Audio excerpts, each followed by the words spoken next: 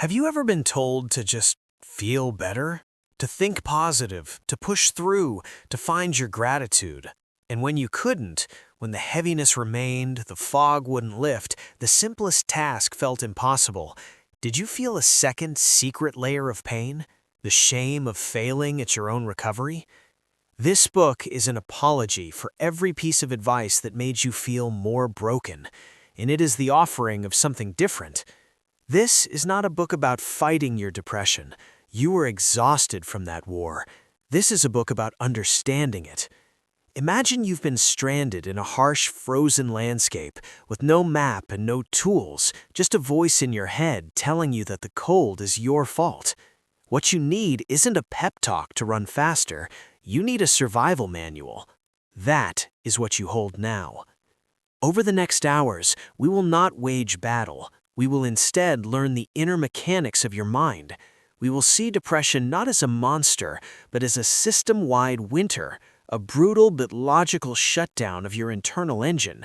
And chapter by chapter, we will gently learn how to restart it. You will gain more than coping strategies. You will gain clarity, why your mind tells you cruel stories, and how to change the channel. Compassion, how to end the war with yourself and become your own strongest ally.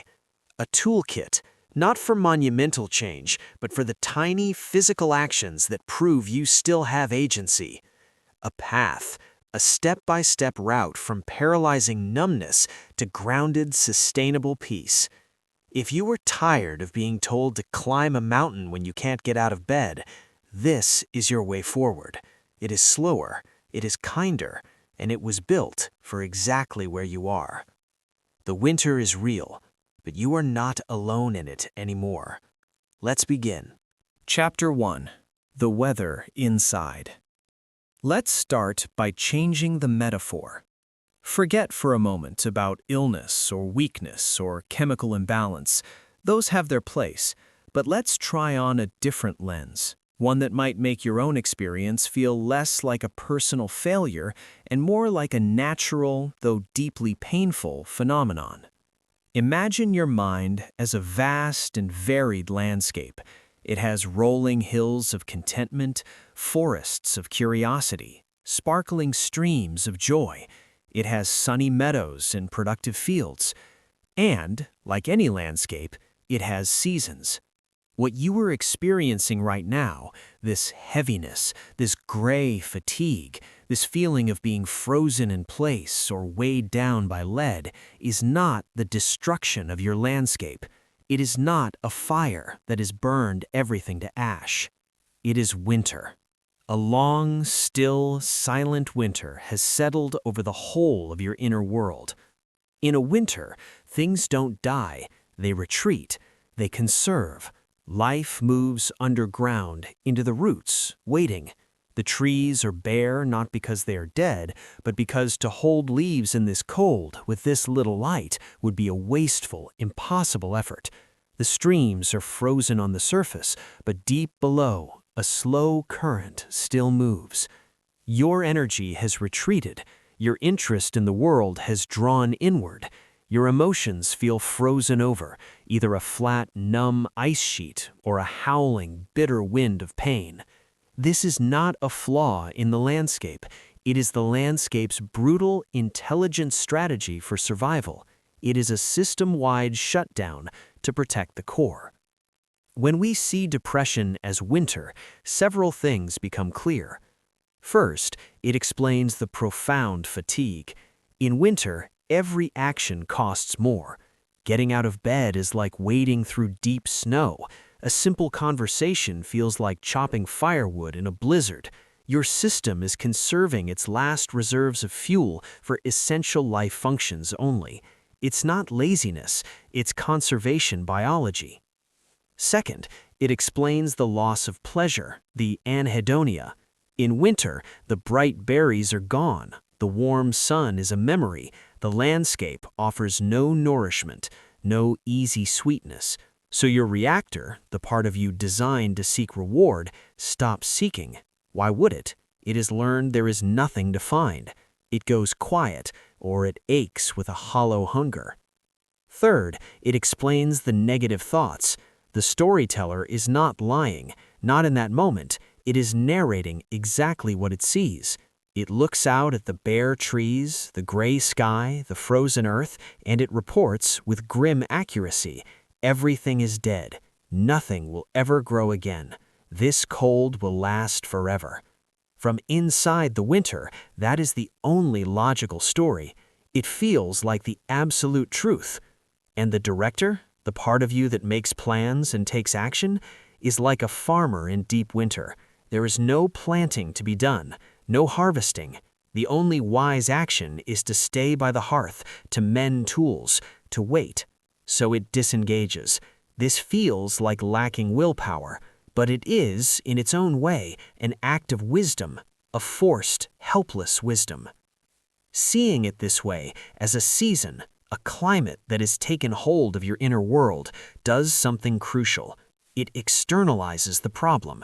You are not the winter. You are the landscape experiencing winter. You are the hill beneath the snow, the tree root deep in the frozen ground, the quiet pulse under the ice. This separation is the first fragile step out of the identity of depression. You are not a depressed person. You are a person currently, painfully living through an internal winter. And while you cannot command the sun to come out or force a thaw, you are not entirely powerless. You can learn the skills of winter survival.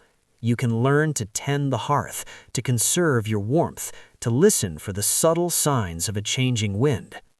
That is what this path is. It is not a dramatic escape. It is not a helicopter rescue out of the snow. It is the patient, day-by-day craft of enduring the winter, protecting your core, and learning to recognize, with a hope that feels almost foreign, the first, faint signs of the thaw. It begins not with a fight, but with a sigh of recognition. This is winter. It is real. It is brutal. And I am still here beneath it all. That is where we start. Chapter 2. The Storyteller's Darkest Tale. If depression is the winter, then the voice in your head is its relentless frozen wind. It's not just any voice. It's not the usual worried chatter about being late or forgetting an appointment. This voice is different. It speaks in absolutes.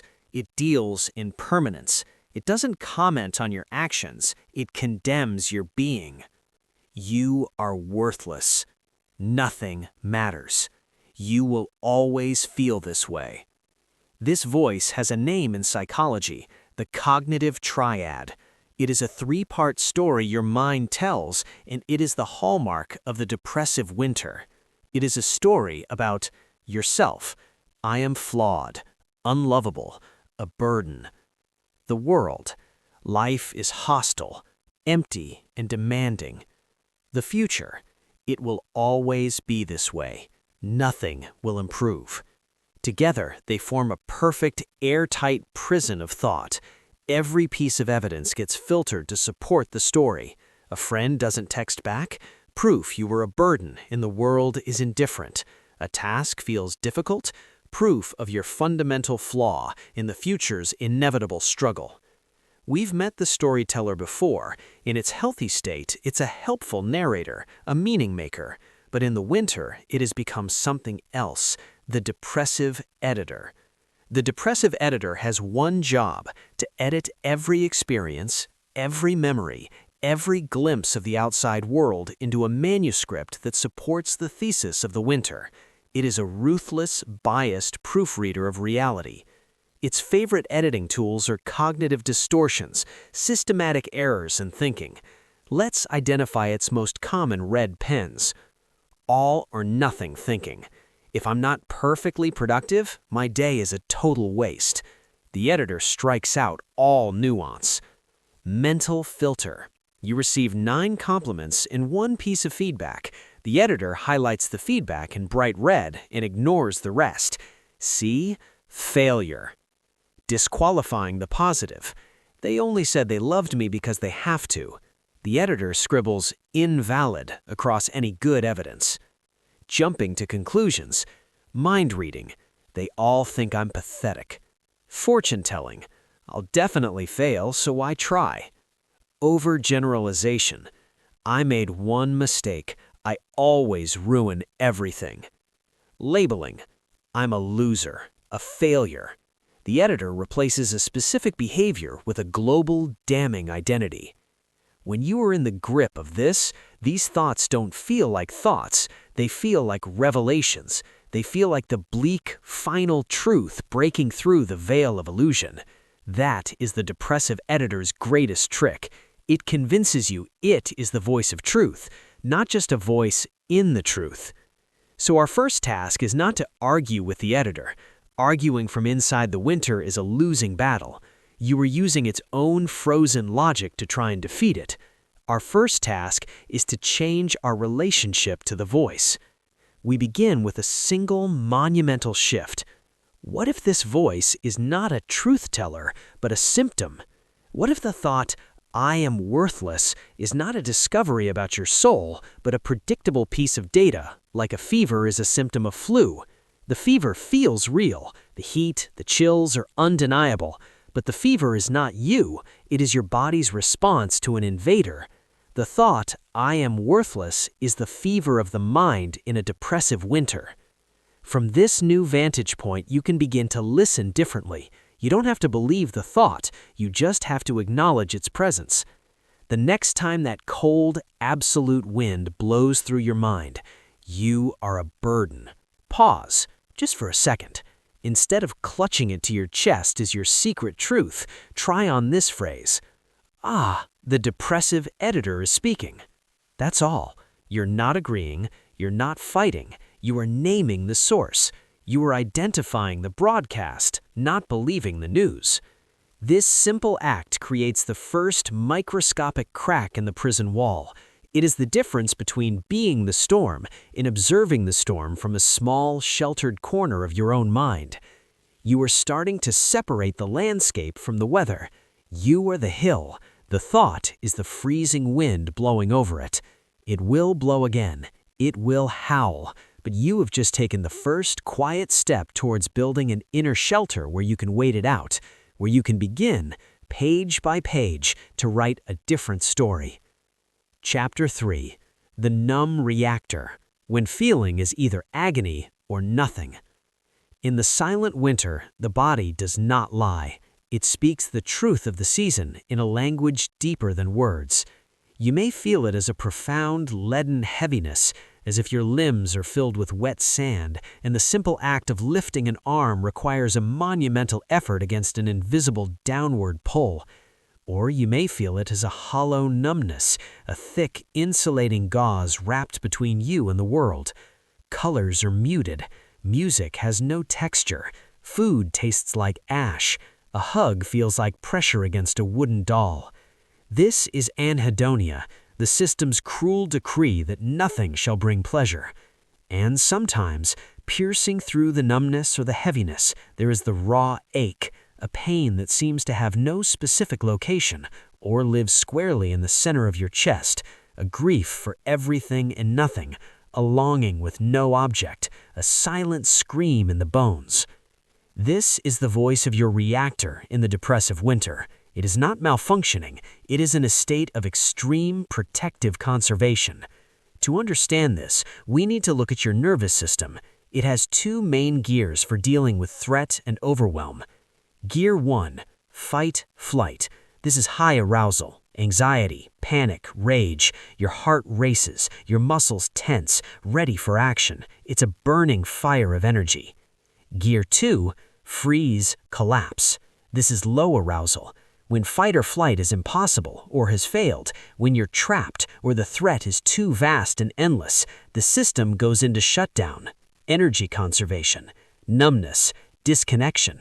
This is not a passive state. It is an active biological strategy for survival.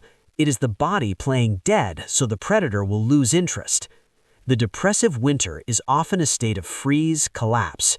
Your reactor, overwhelmed by a world that feels perpetually threatening, exhausting, or barren, has decided the safest course is to mute the signals, to feel nothing, because to feel anything is to feel pain. to move nothing because all movement is costly and futile.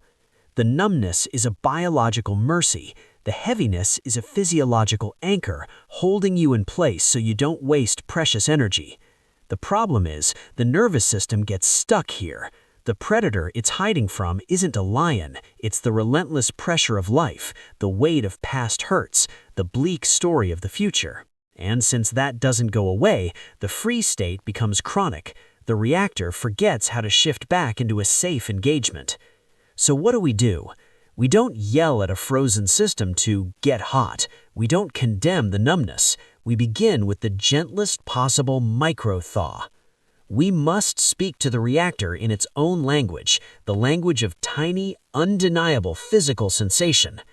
We bypass the mind completely. We go under the story, under the numbness, to the bedrock of the body. Exercise, the 1-inch journey. Find a place to sit or lie down. You don't need to close your eyes. Pick one hand, just one.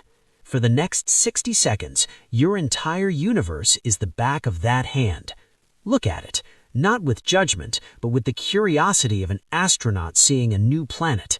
Now, bring your full attention to the sensation in that 1-inch square of your skin. Can you feel the air touching it? Is it warm or cool? Can you feel the fabric of your clothing resting against it, or the pressure of it on your leg? Is there a faint pulse, a tingle, a sense of simply being there? That's it. You are not trying to feel peace or happiness. You are conducting a scientific survey of sensation in a tiny, safe territory of your being. You may feel nothing but the ghost of numbness. That is perfect data. Numbness is a sensation. Note it. Ah, numbness. The goal of this is not to fix your body. The goal is to re-establish a line of communication. It is a whisper to your frozen reactor. I am here. I am paying attention. You are not abandoned. This is how you begin to melt the ice, not with a blowtorch of forced feeling, but with the steady, gentle warmth of present moment attention focused on one safe, small square of your being at a time. You are reminding a part of you that has gone silent that it still has a voice and that you were here, listening. Chapter 4. The Disconnected Director, When Willpower is a Myth. There is a special kind of agony in the winter. It lives in the space between knowing what would be good for you and being utterly unable to do it. You know you should get out of bed. The sun might be shining, the world is moving, but your body feels cemented to the mattress, and the thought of swinging your legs over the side feels like an impossible, foreign language. This is not laziness. This is not a moral failing. This is executive dysfunction. The director, the part of your mind that plans, initiates, sequences, and sustains action, is not broken. It is disconnected. Its power lines have been severed by the winter. Think of your mental. In the depressive winter, your fuel tank is not just low, it has a catastrophic leak. The constant background effort of enduring the inner weather, of bearing the weight, of listening to the depressive editor, of managing the numb or aching reactor, drains the tank before you even attempt an action. So when you look at the task, take a shower, the director doesn't see a simple routine. It runs a calculation. Initiate sit-up in bed, 15 fuel units. Stand and walk to bathroom, 30 fuel units. Undress, 10 fuel units. Regulate water temperature, 5 fuel units. Step in, wash, rinse, step out, dry, 50 fuel units. Total estimated cost, 110 fuel units. Current available fuel, 3. The calculation is subconscious, instantaneous, and absolute. The result is not a choice to avoid the shower. It is a system override. The director, to protect the system from total shutdown, simply says, insufficient resources, command not executed. And you are left with a soul-crushing sense of failure, staring at the chasm between intention and action. This is why just do it is not only unhelpful, it is cruel. It's like shouting at a car with an empty gas tank to just drive. Our work, then, is not to manufacture willpower. It is to perform micro-engineering on the tasks themselves, to reduce their fuel cost to near zero so the disconnected director can re-engage without triggering a system failure.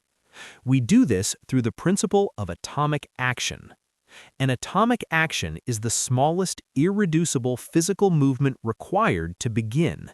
It is so small that resistance is almost impossible and success is guaranteed. Its purpose is not achievement, but system ignition. The task is not take a shower.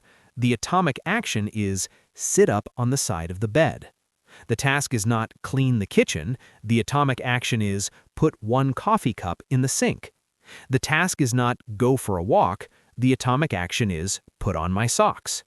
You do not commit to anything beyond the atomic action. You are not tricking yourself into a shower. You are simply investigating the sensation of sitting up. Once you complete it, you check your internal fuel gauge. Do I have 2 more units? Could I stand up? If the answer is no, you stop. You have still succeeded. You performed an atomic action. You proved the director can still receive and execute a command. This is how you rebuild the connection, not with grand gestures that fail and reinforce the story of incapacity, but with tiny, undeniable victories that rewire the circuit between intention and motion. Your practice is to choose one thing you feel you should do but can't. Now break it down until you find its true atomic core, the action that comes before the first step you're thinking of. Then, with zero expectation of what comes next, perform that atomic action. And when you do, acknowledge it. I did that. I moved the cup. I sat up. You are not building a life yet. You are learning to flick the switch of your own agency again. One tiny, almost invisible flick at a time. Each one is a spark in the frozen engine, a signal that the director is still there, waiting for the fuel to return. And sometimes the act of igniting the spark is what begins to produce the fuel. Chapter 5. Tool 1. The Permission Slip, Lowering the Bar to the Floor. We have mapped the winter. We understand its climate. The depressive editor's bleak tales, the reactor's numb freeze, the director's disconnected circuits. Now we begin the active work of survival and recalibration. And we begin not with an action, but with a cessation, not with doing more, but with demanding less. The single heaviest weight you carry in the depressive winter is not sadness. It is the tyranny of the should. I should be productive. I should be happy. I should get over this. I should be better by now. These shoulds are not motivators. They are wimps. Each one is a lash from the depressive editor, disguised as common sense or societal expectation. They create a constant low-grade state of failure because you are perpetually measuring your frozen winter self against the sunny day standards of your past self or of the world around you. This internal conflict, the gap between the should and the is, consumes more of your precious psychic fuel than almost anything else. It is the leak in your tank. Therefore, our first and foundational tool is about plugging that leak. It is about declaring a unilateral ceasefire in the war against yourself. This tool is the permission slip. A permission slip is a conscious, deliberate act of lowering the bar of expectation to the absolute floor, to the level of basic biological existence, and granting yourself full, unqualified approval to exist there. This is not giving up. This is strategic retreat. It is falling back to the most defensible, fortified position, your own inherent right to be without condition. Here is how you write one. Identify the whip. Catch the I should in the moment. I should get out of bed and do something useful. State the reality. Acknowledge the winter truth with neutral compassion. The reality is my body feels like lead and my mind is filled with fog. Getting out of bed feels impossible. Write the counter permission. This is the act of radical sanction. You write or speak a new sentence that begins with, "I give myself full permission to stay in bed as long as I need to. Do nothing that the world calls productive today. Eat the food that feels easiest regardless of its nutritional ideal. Cancel plans and disappoint people in order to preserve my last shred of energy. To be a mess." The permission must be specific, unconditional, and focused on allowing the current reality, not wishing for a different one. The magic of this tool is twofold. First, it transfers authority. You take the whip out of the depressive editor's hand. You, the conscious self, are now the ones setting the standard, and you are setting it at the level of survival, which is the only sane standard for winter.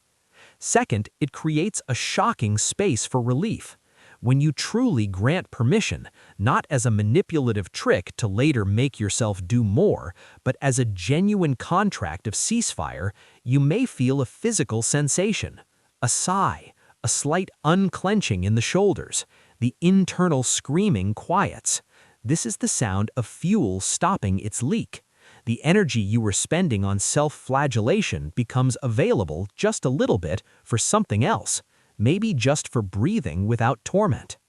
Your practice for this chapter is to issue one major permission slip and use minor permissions throughout the day. The major, tonight or tomorrow morning, take a note card or a phone note. Write, "For the next 24 hours, I give myself full permission to," and name the one thing your inner critic is whipping you about most. Make it scandalously lenient. Keep this note where you can see it. The minor, throughout the day, when you feel the pang of a should, pause, whisper internally, "Permission granted." Permission to move slowly. Permission to not know the answer. Permission to take the shortcut.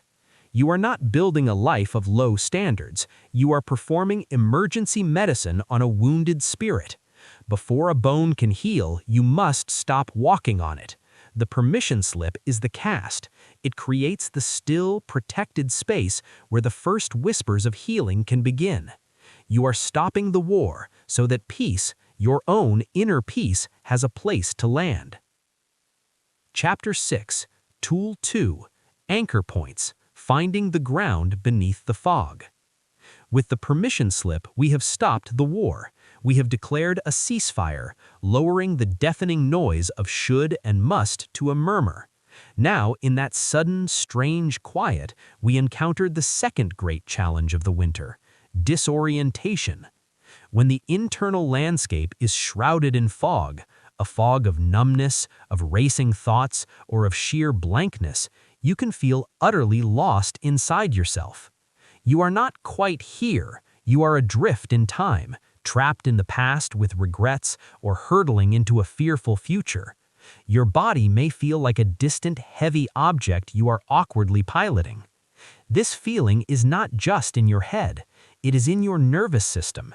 It is a state of dissociation, a mild, chronic floating away that is the brain's last-ditch effort to escape pain it cannot process. To survive the fog, you do not need a map to a new place. You need to remember where you already are. You need to find anchor points. An anchor point is any simple, undeniable present moment fact that ties you to the reality of right here, right now. It is a lifeline thrown to your dissociated self saying, "Come back, the ground is here, this moment is solid." We use the most basic tools we have, our 5 senses. The senses only operate in the present. You cannot smell yesterday or touch tomorrow. By forcing your attention into a sensory channel, you forcibly drag your consciousness out of the traumatic past or the fearful future. 4. Feel. Find 4 things you can feel. Bring your attention to the sensation of touch. I feel the pressure of my feet on the floor. I feel the cool air entering my nostrils as I breathe in. I feel the texture of my shirt against my back. I feel the weight of my watch on my wrist. Feel the solidity, the temperature, the texture. This is your body, existing. 3. Listen. Find 3 things you can hear. Open your ears. Listen to the obvious, then the subtle. I hear the hum of my computer fan. I hear the distant sound of a car passing. I hear the sound of my own breath. You are here, in an environment. The sounds are happening around you, and you are present to witness them. 2. Smell. Find 2 things you can smell. This may be subtle. Breathe in gently. I smell the faint scent of laundry detergent on my clothes. I smell the stale scent of the room's air. Even if it's neutral, it is a data point of the now. 1. Taste. Find 1 thing you can taste. Run your tongue over your teeth. Notice the taste in your mouth. I taste the neutral, clean taste of my own mouth, or perhaps the aftertaste of a meal. This is the most intimate anchor. It is happening inside the boundary of yourself. Now, pause. Check in. The fog may not be gone. The winter is still here. But something has shifted. For the last 60 seconds, you were not lost in time. You were here. You were collecting data from the present moment. You were an observer in your own life, not a ghost trapped in a memory or a prophecy. This is the practice of grounding. It is not about creating calm. It is about creating orientation. Your anchor point practice this week is twofold. Formal. Twice a day, perform the full 5-4-3-2-1 exercise. Do it slowly with a curious mind. You are an explorer discovering the continent of the present moment. Informal. The moment you feel the dizzying wave of fog or panic begin to rise, grab 1 single anchor. Just 1. Feel your feet on the floor. Really feel it, or grasp a cold glass of water and feel its temperature and solidity. 1 point of contact with the now is often enough to keep you from being swept fully away. You are teaching your nervous system a new skill that when the internal weather is terrifying, you can always drop an anchor into the safe harbor of the sensory present. The ground is always beneath you. This moment is always here, holding you. You are learning that even in the deepest fog, you are never truly lost. You just need to remember how to feel for the ground.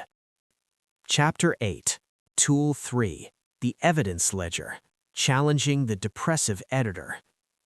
The depressive editor speaks in absolutes. It deals in sweeping global verdicts. Everything is terrible. You are worthless. Nothing good ever happens. These statements feel true because the editor is a master curator. It has a vast filing cabinet labeled "Proof I Am Worthless," and it pulls from it relentlessly. It ignores the drawer labeled "Neutral" or "Positive Evidence" because that data doesn't fit the thesis of Winter. Our job is not to storm the filing cabinet and start a shouting match. Arguing with the editor on its terms, "I am not worthless," is a battle fought on its turf with its weapons. You will lose, and the effort will drain your last reserves of fuel. Instead, we use a tool of quiet, subversive record-keeping. We open a new ledger. This tool is the evidence ledger. The principle is simple. You cannot fight a global negative with a global positive. You can only fight it with a specific, concrete fact. The goal is not to feel better immediately. The goal is to introduce doubt into the depressive editor's airtight narrative. A single crack in the dam of absolute truth is a revolutionary act. Here's how you keep the ledger. Catch the verdict.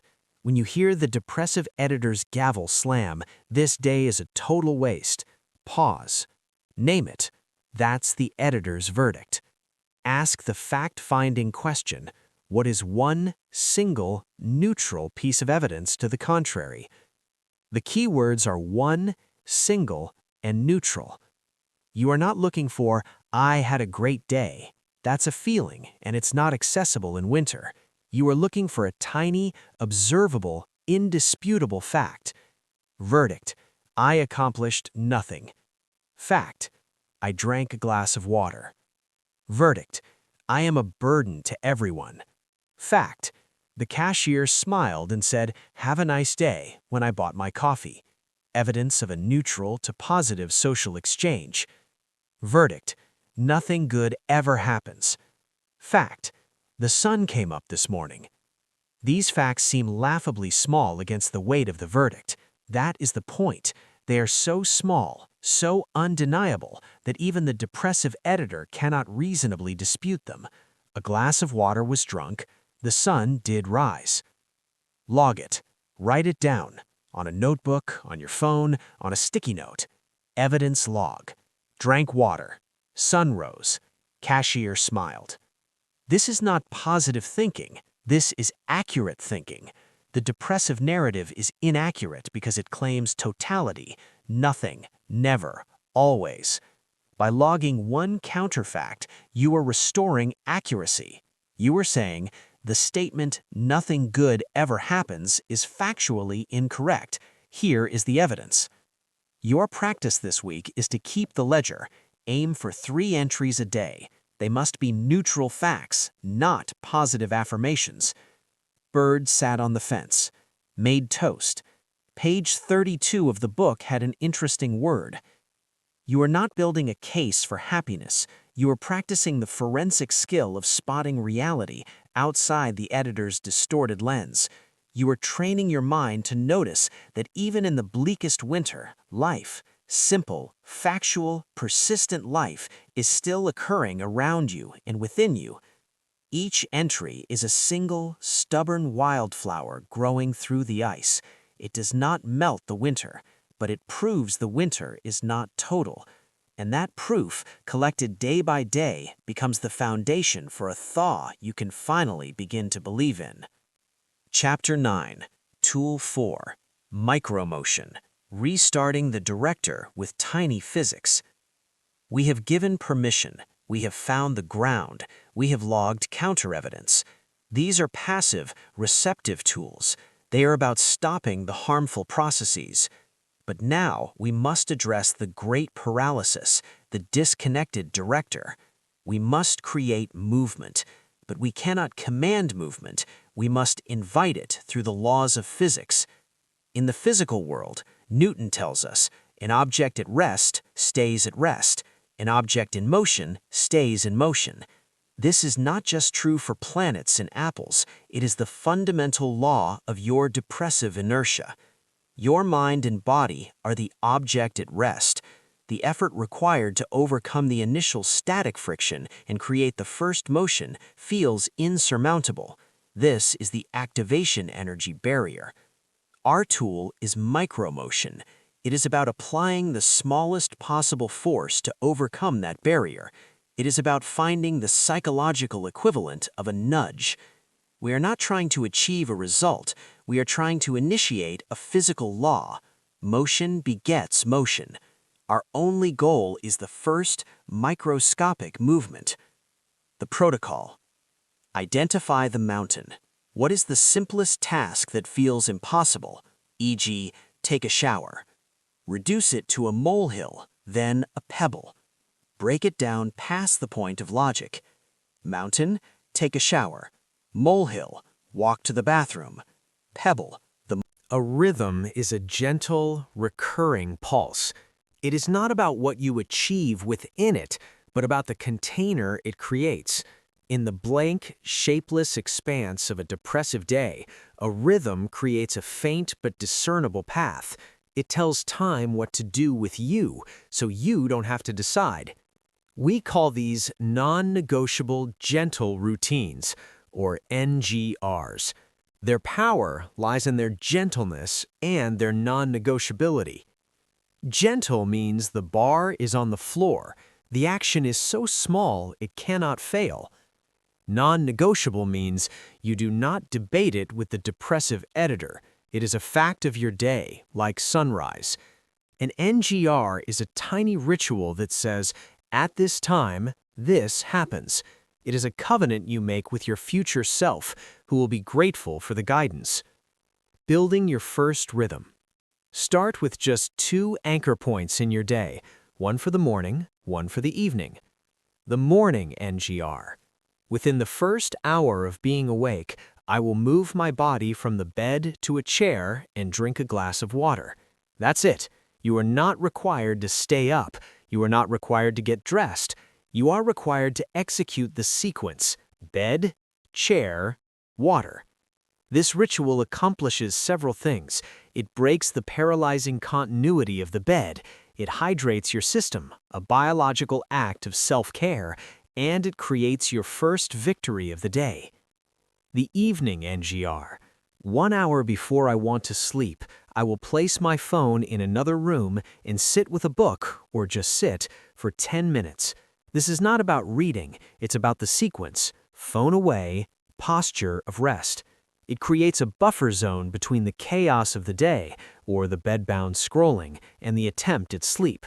It signals to your reactor that safety and quiet are coming.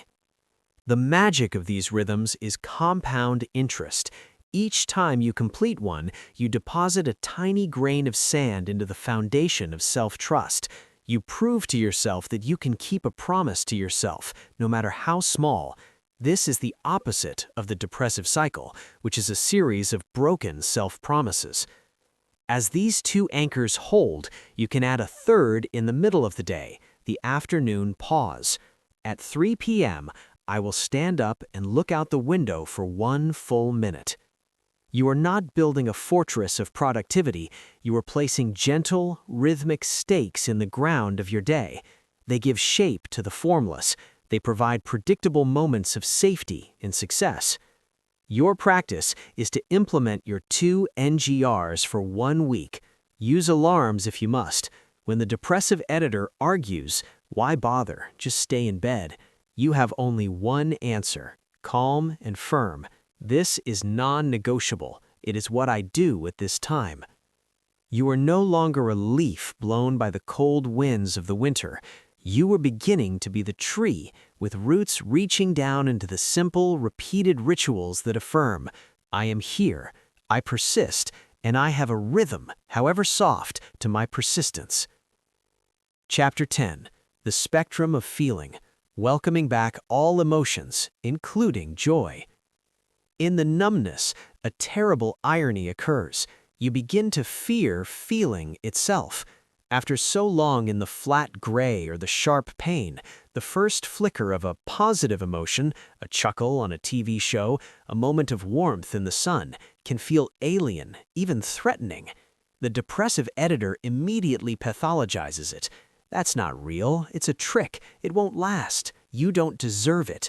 Or worse, the reactor, so used to pain, interprets the unfamiliar energy as a new form of anxiety. Therefore, a crucial stage of the thaw is learning to tolerate the entire spectrum of feeling again, not just to endure pain, but to allow pleasure without fear.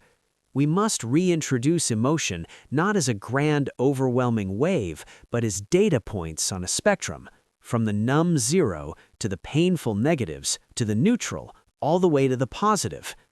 Exercise, the emotion weather report. This is a practice of observation, not judgment.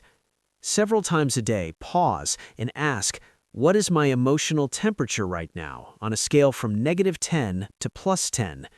-10, agony, active despair, terror. -5, heavy sadness, thick numbness. 0, neutral, neither good nor bad, simply present. +3, mild interest, faint curiosity, a sense of okayness. +5, clear contentment, a gentle warmth, an unambiguous pleasure. +10, unbounded joy, ecstasy, rare and fleeting for anyone. The goal is not to get to +5. The goal is to accurately identify where you are. If you're at a -3, note it. -3, a chill of worthlessness. If you notice a +1, a moment where the weight feels half a pound lighter, note it. A +1, a sliver of calm. By naming it as a temporary weather state, you remove its identity-defining power. You are not a -5 person, you are a person experiencing a -5 front moving through. Now, the critical practice with positive flickers. Soften and allow. When you detect a +1 or +2, the sun feels nice, the first sip of tea is good. Do not grab at it. Do not think, I must feel more of this. Why can't I feel +5? Clinging to it will crush it. Instead, soften your body, relax your jaw, drop your shoulders, and simply allow the sensation to be there for the few seconds it lasts. Mentally whisper, allowing this. It's okay. You are teaching your nervous system that a good feeling is not a trick nor a demand to feel better forever. It is just another passing weather pattern, safe to experience. Your assignment is for 3 days, file 3 emotion weather reports. Just note the number in a one-word descriptor. No story, no analysis. You are relearning the language of your own heart, not to force it to sing, but to listen without fear to its whispers, its silences, and when they come, its fragile, beautiful notes of song. Chapter 11. The Compassionate Witness, Becoming Your Own Ally. We have built rhythms. We are learning to tolerate the spectrum of feeling. Yet, a persistent, toxic dynamic remains, the relationship you have with yourself. In the winter, this relationship is one of contemptuous surveillance. You are both the prisoner and the cruel guard. You watch your own failures, the unmade bed, the unreturned call, the surge of sadness, with a lens of disgust, frustration, and hatred. Look at you, pathetic, still in bed, still crying. Get it together. This inner relationship is the soil in which depression thrives. It is a constant source of poison. Changing what you do is insufficient if you do not change how you be with yourself while you do it, or while you fail to do it. Therefore, the most profound tool is the cultivation of a new inner stance, the compassionate witness. This is not the passive observer of Chapter 2. The witness is aware. The compassionate witness is aware and kind. It is the part of you that can look upon your own suffering, your frozen reactor, your cruel editor, your paralyzed director, and feel not anger, but sorrow, not contempt, but care. It is the quality of attention you would naturally extend to a deeply suffering child, a wounded animal, or a beloved friend in pain. You would not yell at them to snap out of it. You would feel your heart soften. You might sit with them in silence. You might offer a glass of water. Your presence would be gentle. Your practice is to turn that quality of attention inward. It feels foreign, even absurd at first. That is because the neural pathway for self-compassion is overgrown from disuse, while the superhighway of self-criticism is well-traveled. We begin with the simple phrase, "and that's okay." This phrase is a wrench in the gears of contempt. It is permission and validation wrapped in one. When you notice the critical voice, "You didn't do anything today," pause, breathe, and append the phrase, "and that's okay." When you feel the wave of numbness, "I feel nothing, I'm empty," feel the feeling and whisper, "and that's okay." When you fail at a micro-motion, "I couldn't even lift my foot," acknowledge it, and that's okay. You are not saying the situation is good. You are saying that your experience of it is allowable. It is human. It is what is happening in this moment, and you are choosing to meet it with acceptance, not war. The next step is active self-compassion. Use a gentle hand, literally. When you are in acute distress, place a hand softly on your heart or cradle your own face. Feel the warmth of your own touch. This physical gesture triggers the release of oxytocin, the bonding and calming hormone, directly counteracting the stress chemicals of the depressive state. And as you do this, offer yourself simple, direct words of comfort, as you would to that hurting friend. "This is really hard right now. It's okay to feel this. I'm here with you. We'll get through this moment." You are not fixing, you are accompanying. You are ending the profound loneliness at the core of depression by becoming your own faithful companion. Your practice this week is the "and that's okay" drill and one. Chapter 12. Values as gentle guides, not whips. We have arrived at a pivotal crossroads. You have tools for the moment, You have rhythms for the day. You have a kinder inner voice. But what is all of this for? To what end are we surviving the winter? If the answer is simply to feel less bad, the path will falter. Avoiding pain is a weak compass. It leads only to smaller and smaller circles of life. We need a true north that pulls us forward, not just away. This is where we reconnect with your values, but we must handle them with extreme care. In the depressive winter, values have often been weaponized. The value of achievement becomes the whip of "you are not achieving." The value of connection becomes the lash of "you are isolated and unlovable." So we must redefine the relationship. A value is not a measure of your current performance. It is a direction you want to walk in. It is the quality you want to bring to your actions, however small those actions may be. Your value is not "be a social butterfly." It is connection. Your value is not "be a CEO." It is contribution or mastery. Your value is not "never feel sad." It is courage or authenticity. The revolutionary shift is this: you can live a value in any state with any amount of energy. From the bed with near zero fuel, you can live a value. If your value is care, your valued action is drinking a glass of water. If your value is curiosity, your valued action is noticing the pattern of light on the ceiling. If your value is courage, your valued action is allowing yourself to feel one wave of sadness without fighting it. The action is minuscule, the alignment is monumental. When you take an action aligned with a value, you are no longer just getting through the day, you are living your truth. You are affirming who you are at your core, regardless of the weather. This is how you rebuild an identity that depression shattered, not by accomplishing big things, but by making small choices that are deeply, personally meaningful. Exercise, the value-based micro-choice. Identify one core value. Choose one that feels gentle and true, not demanding. Example, kindness, presence, growth, integrity. Ask, what is the smallest, easiest action I could take in the next hour that would be an expression of this value? Value, kindness. Action, send a one-word text to a friend. Value, presence. Action, feel my feet on the floor for 3 breaths. Value, courage.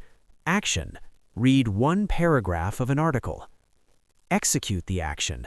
Do it with the intention of honoring the value, not achieving a result. The power here is in the why, not the what. You are not drinking water because you should. You are drinking water as an act of care for the vessel of your life. Your practice is to make one value-based micro-choice per day for a week. Write down the value and the action. Afterward, note how it felt different from a should. You are planting flags in the future. Each tiny valued action is a flag that says, "This is the direction of me." Slowly, you are no longer a lost wanderer in a winter landscape. You are a traveler, following the soft, sure light of your own inner compass, one small, deliberate step at a time. Chapter 13. Navigating Setbacks. The weather will change. You now have a coat. You have come far. You have gathered tools, built rhythms, and planted flags guided by your values. There have been days where the sun broke through, where a sense of maybe flickered in your chest, where the weight felt half a pound lighter. And then, inevitably, it returns. The fog rolls back in. The leaden heaviness reclaims your limbs. The depressive editor finds its megaphone. The first thought is an utter devastation. I've lost it. I'm back at the start. All that work was for nothing. I will never get out. This moment, the setback, is where many journeys of recovery end, not because the person is weak, but because they believe the story of the setback, that it erases all progress, that it is a return to square one. Our final, crucial skill is to change our relationship to the setback itself, to see it not as a failure, but as data, not as a collapse, but a weather pattern. The winter you are emerging from is a climate. Climates have micro-seasons. A week of thaw does not mean winter is over. A returning cold snap does not mean spring is canceled. It means you are in a transitional, volatile zone. You are not back at the beginning. You are in the same landscape, but you are profoundly different. You now have a coat, you have a map, you have a compass, you have a small, sturdy shelter you built with your own hands. The cold feels just as biting, but you are no longer naked in it. The protocol for a setback. Name it immediately. At the first sign of the fog returning, say it out loud. This is a setback. The weather is changing. This simple act externalizes it. You are not the storm. You are observing the storm's return. Do not withdraw your tools. This is the critical error. The first instinct is to think, my tools didn't work, I'm giving up. This is the depressive editor sabotaging your progress. Instead, you must double down on the fundamentals. Issue a major permission slip for the day. Lower the bar to the floor. Perform a 5-4-3-2-1 grounding exercise to orient yourself in the present. Execute a one absurd micro-motion to prove agency is still possible. You are not using these tools to feel better. You are using them to hold your ground. You are saying to the storm, I see you, and I am still here, doing my small, steady practices. Consult your compassionate witness. Place a hand on your heart. Speak to yourself as you would to a friend who has caught the flu after starting to get healthy. This is so frustrating and discouraging. It feels like you've lost everything. I'm so sorry this is happening. I'm right here with you. Offer sorrow, not solutions. Re-engage your rhythms, gently. You may not do your full morning NGR. Can you do a micro version? Can you sit up in bed and take one sip of water? Hold the rhythm, even in symbolic form. It maintains the thread of continuity. Look at your evidence ledger. This is its moment of greatest power. Open it. Read the facts. Bird sat on fence. Made toast. Sun rose.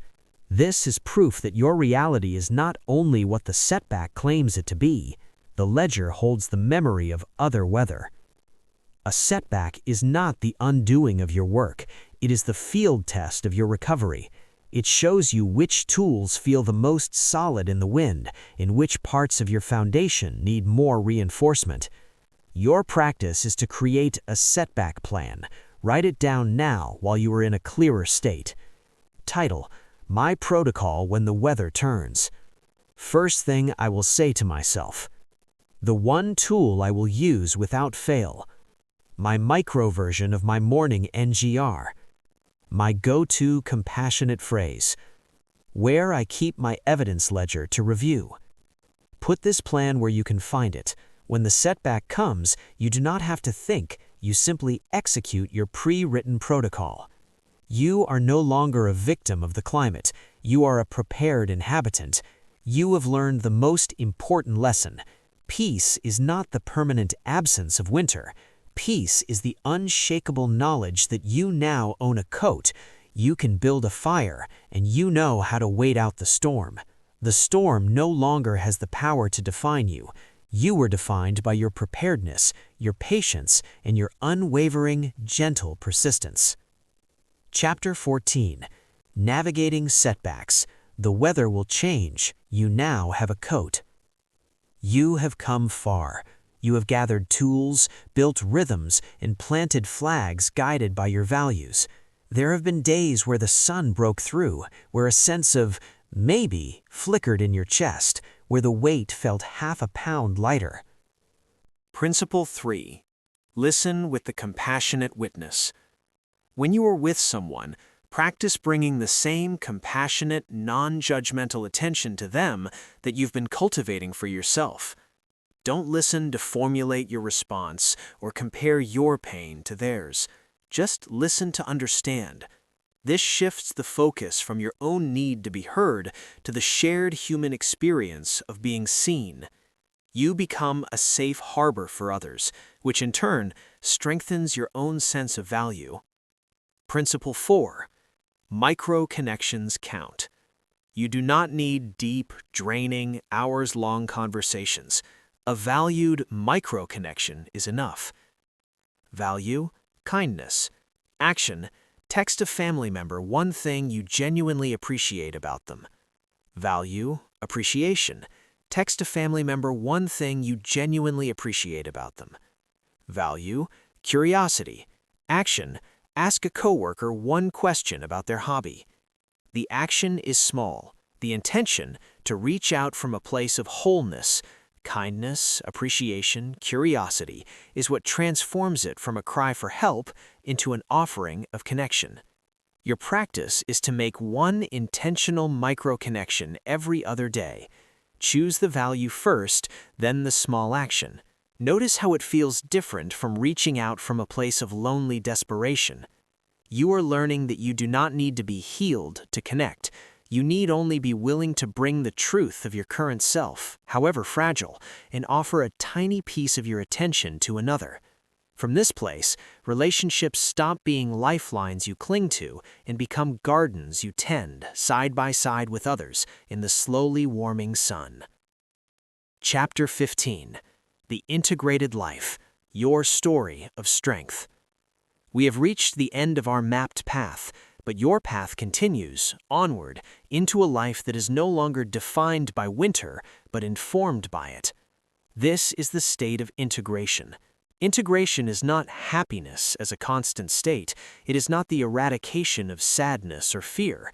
It is the assimilation of your experience into a cohesive, resilient whole. The winter is no longer a foreign country you are trapped in. It is a season you have survived, whose lessons are now part of your soil.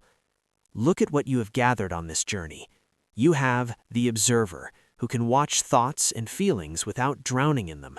You have the permission slip, a tool to disarm the whips of expectation. You have anchor points, a way to find ground when you are lost in fog. You have the evidence ledger, a record of reality to counter the lies of despair. You have micromotion, a law of physics to break paralytic inertia. You have gentle rhythms, containers that give shapeless days form. You have the compassionate witness, an inner ally who meets your pain with kindness. You have values, a true north to guide your smallest steps. You have a setback protocol, a plan for weathering storms. You have a new way to connect, from wholeness rather than need. You are not a person who has beaten depression. You are a person with a highly tuned internal navigation system. You know the signs of bad weather on your inner horizon, and you know how to prepare. You know the feeling of the ground giving way beneath you, and you know how to find solid footing. You know the sound of the critical inner voice, and you know how to respond with compassion. Your story is no longer, "I was depressed." Your story is now, "I passed through a long winter, and I learned the skills of survival, of patience, and of profound self-kindness. That winter taught me how to build a fire in the cold, how to find water in the desert, and how to wait for the sun with faith instead of despair." The person who emerged is not just better, they are wiser, softer, and far stronger than the one that entered.